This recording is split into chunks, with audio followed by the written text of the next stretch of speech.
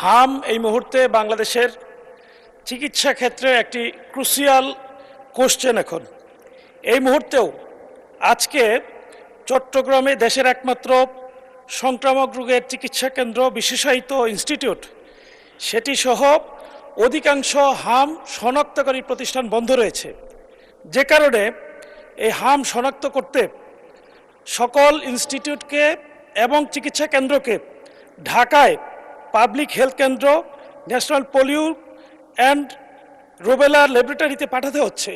এই মুহূর্তে টিকার যথার্থ হওয়ার পরেও চিহ্নিত করতে রোগীদেরকে অপেক্ষা করতে হচ্ছে। এই ব্যবস্থা উত্তরণে খুব দ্রুত কোনো ব্যবস্থা নেওয়া হবে কিনা। মাননীয় স্পিকার, আপনাকে ধন্যবাদ। মাননীয় প্রধানমন্ত্রী।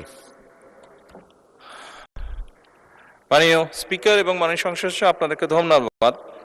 মাননীয় সংসদ সদস্য, আপনি যে প্রশ্নটি বলেছেন, যে বিষয়টি জানতে চেয়েছেন, আসলে এটি একটি খুব দুঃখজনক ঘটনা। এই সংসদে আজকে আমরা যারা উপস্থিত আছি, আমরা সকল রাজনৈতিক দলগুলো এবং এই সংসদের বাইরেও রাজনৈতিক দল আছে, যারা সকলে মিলে একটি স্বৈরাচারকে এই দেশ থেকে বিতাড়িত করেছে। দুঃখজনক ব্যাপার হলো সেই স্বৈরাচারের সময়, এবং আরও দুঃখজনক ব্যাপার হলো আমরা যেই অন্তর্বর্তীকালীন সরকারকে সমর্থন দিয়েছিলাম দেশে একটি সুষ্ঠু, সুন্দর, নিরপেক্ষ নির্বাচন করার জন্য, দুঃখজনকভাবে সেই অন্তর্বর্তীকালীন সরকারের সময় শিশুদের হামের টিকা গত কয়েক বছর ধরে বিদেশ থেকে আমদানি করা হয়নি। এবং স্বাভাবিকভাবেই যখন এই সমস্যাটি দেখা দেয় খুব দ্রুততার সাথে, এখানে আমাদেরকে বলতেই হবে মাননীয় স্পিকার, ইউনিসেফ আমাদেরকে, বাংলাদেশকে অনেক হেল্প করেছে এই ব্যাপারে।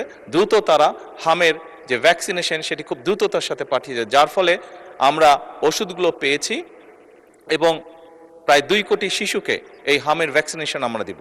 মাননীয় সংসদ সদস্য, আপনি যে প্রশ্নটি করেছেন যে টেস্ট করার যে কিটটি, এটির স্বল্পতা রয়েছে, সঠিক।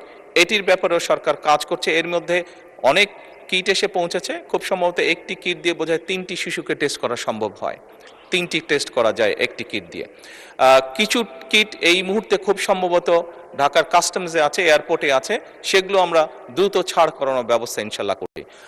দুঃখজনক, আমরা অনেকগুলো শিশুর প্রাণ ঝরে গিয়েছে, আমাদের মাঝে থেকে চলে গিয়েছে, বাট সামনে আমরা চেষ্টা করছি যাতে আমরা এই পুরো সিচুয়েশনটাকে ম্যানেজ করতে পারি, সেই ব্যবস্থা গ্রহণ করেছে সরকার। ধন্যবাদ মাননীয় স্পিকার।